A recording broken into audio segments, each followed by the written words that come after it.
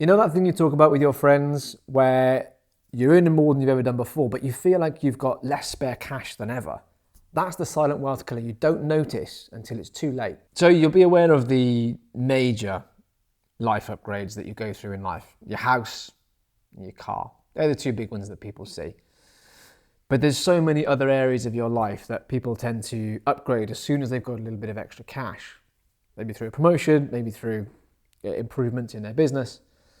And you need to be aware of just how many of these things that you're increasing your cost on, particularly if you're not also increasing how much you're saving. Now, saving is always one of those things that, particularly when you're younger, you think, oh, that's something I'll deal with when I'm a little bit older. I'll sort out my retirement fund when I get to my late 30s, 40s, 50s. But if you allow lifestyle creep to take over every part of your life, you'll never have the spare savings or spare income to look after your future self. So we can drill down into some of these in a bit more detail. Phones. It seems to be the done thing now. Every time a new iPhone comes out, everybody wants it. Every single time they make it a little bit more expensive. The monthly costs go up slightly. Now you've got to pay for the handset as well as the contract. Supermarkets. Now, rising living cost is a massive issue at the moment anyway. Ideally, you want to keep these essential costs down as low as possible. It's very, very tempting to go from your Tesco's to your Waitrose and just feel like you're doing well for yourself by these things that might signal that you're progressing in life. Ultimately, you're still going to be cooking the same meals at home. And if you can help it and you can try and keep those sorts of things at bay, then they're the sorts of areas where your increased earnings can be purely used to increase your savings. Other examples could be meals out. You start increasing how often you go out for dinner together, taking more trips, increasing the cost of your holidays. That's one of the most common ways people increase their outlays. As soon as they get a little bit more money coming in, holidays start to increase. Maybe not the quantity, but certainly the quality of holidays that you go on. Now, I think what's important here is not to change nothing.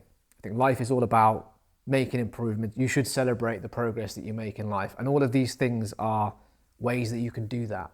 But you need to think about what's really important to you and then try and cut out all the things that you don't really care about and keep those costs stable or as stable as you can. If travel is incredibly important to you and you get a huge amount of pleasure from that as a family, that's something you all look forward to every year, great. Use the extra money that you've had and use some of that and put that towards a nicer holiday, a nicer hotel, something that's more comfortable for you and the family. But make sure you're aware and you spend some time deliberately thinking about what really matters to you and your family. We upgrade our lifestyle to signal an improving status, but please don't fall into the trap of upgrading everything all at the same time.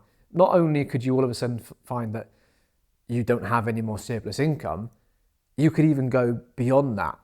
And it's quite easy to all of a sudden feel like you've got more money than you actually have and you start getting into debt. And that can be a real problem. So when I'm talking about understanding yourself and what is really important to you, that's something that you need to do a little bit of work on. And I found reading really helps with that. There's one book in particular called The Psychology of Money by Morgan Housel. And if I could recommend one piece of reading material for you, I'd recommend that because it helps you to understand why it is you buy certain things. Are you buying some things purely for the material nature of it, to show other people, to show this improving status you've got as you're earning more throughout life? Or are you really doing it for yourself? Does it give you genuine happiness and contentment? If so, great, that's what's important to you, and that is what you should be spending your money on. But the book's excellent at just helping you delve into your own mind and figuring out the things that really matter. Now, lifestyle creep is only one of probably three main erosive effects on your wealth over time. The other two are equally important to be aware of, and even, I would say, more stealthy than lifestyle creep. One of them is inflation. Now, inflation can be measured quite literally through the metric CPI. Now, the government release this figure every month, and they try and target 2% CPI. At the moment, it's a little higher.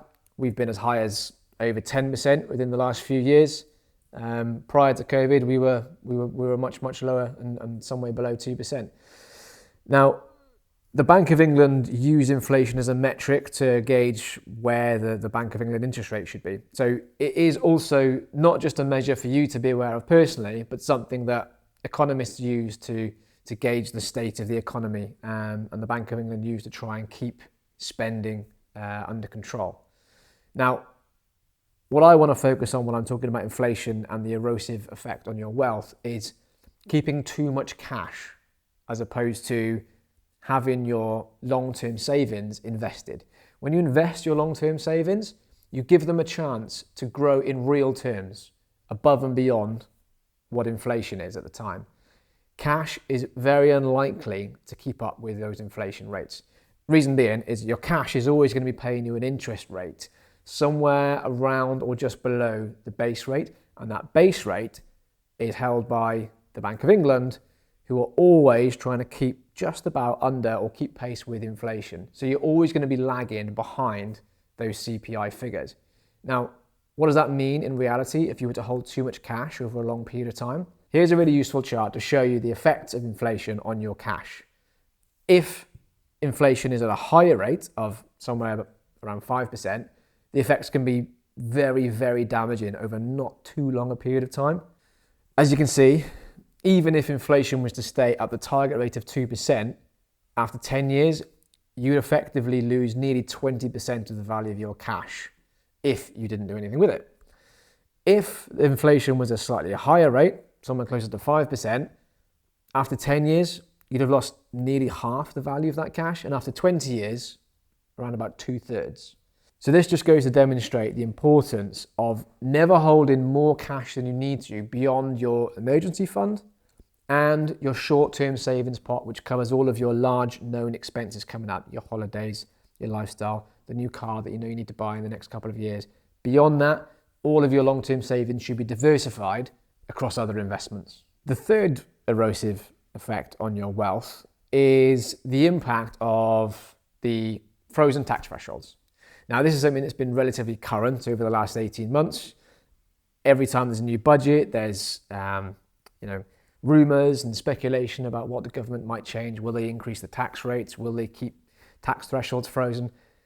They've been frozen now since 2022, and the government have made a commitment to keep them frozen until 2031. That's a 9-year freeze. What do I mean by tax thresholds? Well, of all of your qualifying earnings, depending on how much you earn, it will be taxed at different rates. So on the first £12,570 you earn, you'll get taxed 0%. That's called your personal allowance. On your income that you earn above that and up to £50,270, you'll pay 20% income tax. And anything that you earn above £50,270, you'll pay 40% tax. Now, things can get really bad for you if you start earning over £100,000. Now, I'm not saying earning that much money is a bad thing, but from a taxation point of view, you're still paying 40% tax, but for every £2 you earn over £100,000, you lose £1 from your personal allowance. There's an effective tax rate of 60%. None of these figures factor in national insurance, which of course is another tax that you have to pay. Once you get to 125,000, that's when the 45% tax rate comes in. Freezing those tax thresholds means that more and more people are being pulled into basic, higher, additional rate tax bands than they would have been previously.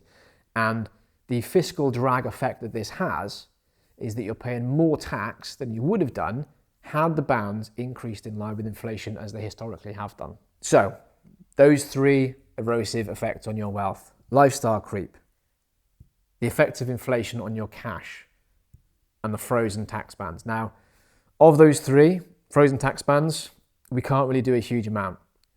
The second one, inflation, again, you can't control the rate of inflation, but you can control how much you have in cash. So again, check how much cash levels you have, make sure you don't have any more than the value of your emergency fund and what you need for any short-term large expenditure. And then lifestyle creep. This is the one thing that you can really do a lot about. This is the one area you have all the control and responsibility of. Make sure you're valuing the right things in your life. And if one of those is financial freedom, make sure that as you earn more, you're paying your future self.